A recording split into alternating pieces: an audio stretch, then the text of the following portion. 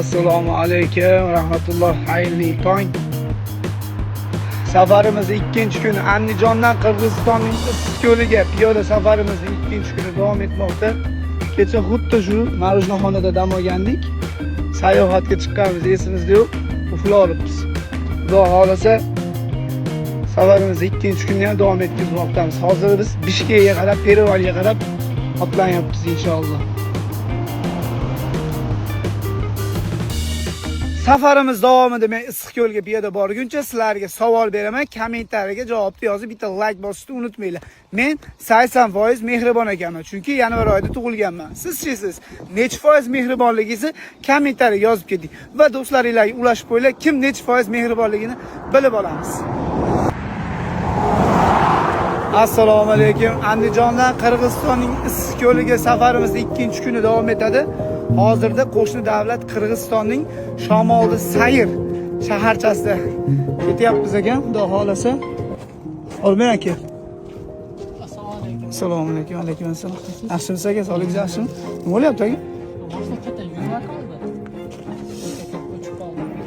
Nima yordam aka? Yordam bering. Bitta borish kerak aka. Bitta borish kerak. Anaqami? Xalas so'yma aka. Nimcha og'ir buningiz aka?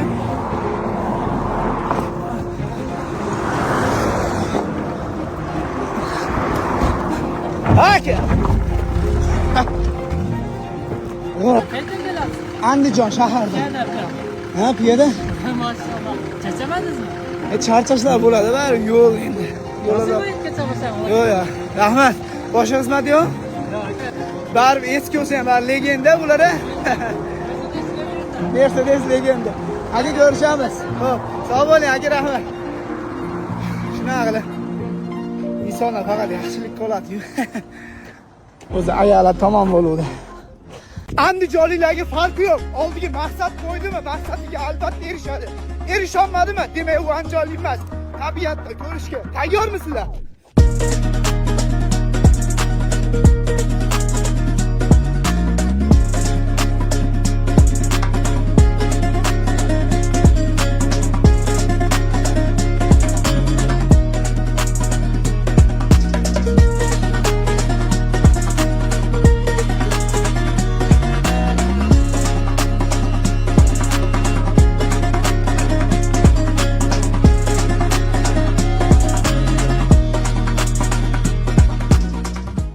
Assalomu alaykum hammaga, xayrli kech. Bu videoni ko'rishdan oldin bitta like bosib, ko'proq odamlar ko'rishiga o'z hissangizni qo'shib qoling.